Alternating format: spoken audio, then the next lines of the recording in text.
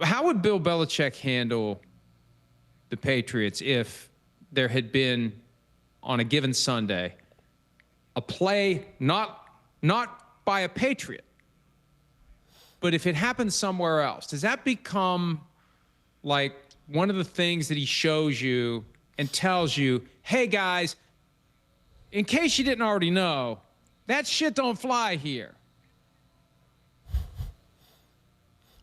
You want to know what it'd be? He'd be walking and he'd be like, I mean, before we get started, I don't know if any of you guys saw this, and it would pop on the screen, and he would tell you, I'm just telling any of you blinking a-holes, if you think about even doing this in a game, yours will be out of here. And he'll be circling a guy over and over again with the laser. I mean, just run through the end zone, like act like you scored before, and like, this is bull. And he would probably say that over and over again.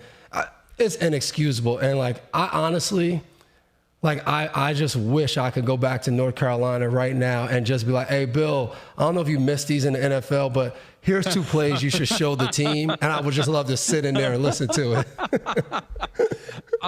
They got bigger problems right now than guy dropping the ball. Maybe.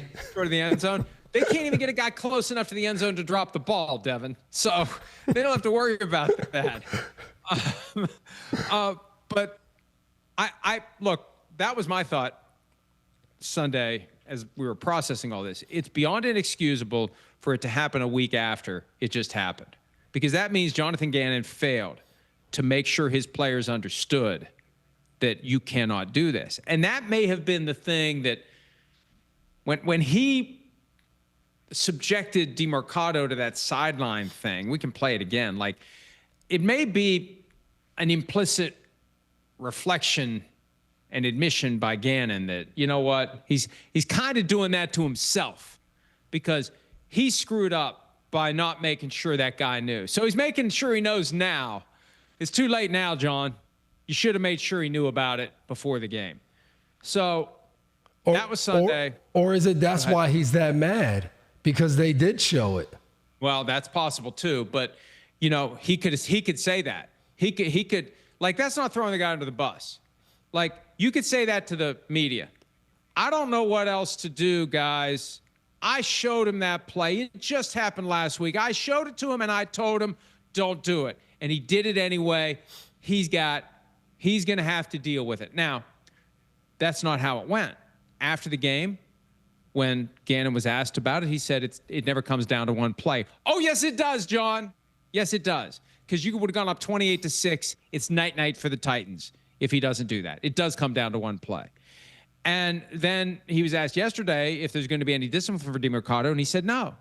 So that suggests to me that he didn't, Devin, that he didn't put them on notice, that if you do this week or ever, there will be hell to pay.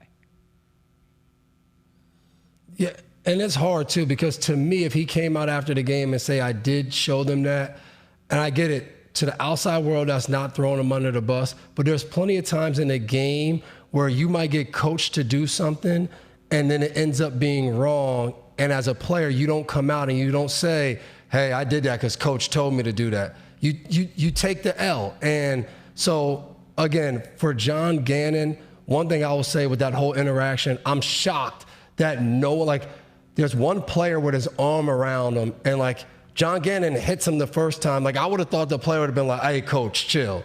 Like, all right, like, we're like, everybody's pissed. Like, as a player, I would have been pissed. Let's chill. And I think a little bit of Gannon's response, I've got a chance to meet with Gannon, and my brother was with him when he was in Tennessee.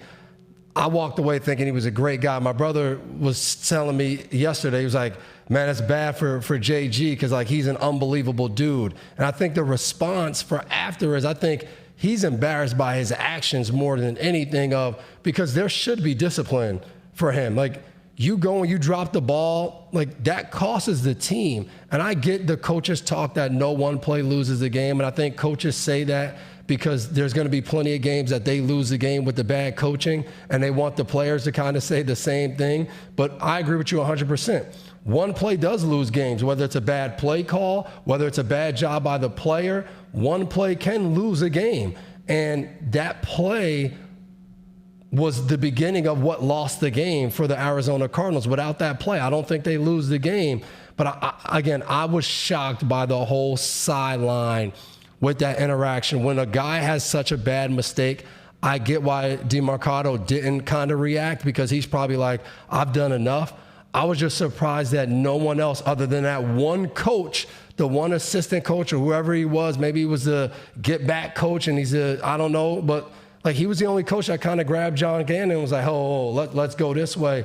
No one else really reacted to it, which surprised me of being on the sideline. I remember Tom Brady and Bill O'Brien going at it. I remember Josh McDaniels and Tom going at it. There were players who stepped in between, like, no, like, go that way. Go, like, let's relax. I was just shocked no one got involved. Even though football is an inherently violent sport, we have reached a point where the laying of hands on players is a line that you don't see crossed. And we'll see how this plays out. Gannon said yesterday he apologized to the team and Demercado for losing his cool in that moment. It'd be interesting to see if the union has anything to say about this. I think maybe they should. Because I do think the line was crossed there. And Gannon apologized. What did he apologize for? I think he knows he went too far. Hi, it's Mike Florio. Thanks for watching PFT on YouTube. Hit subscribe for the latest news and analysis from Pro Football Talk.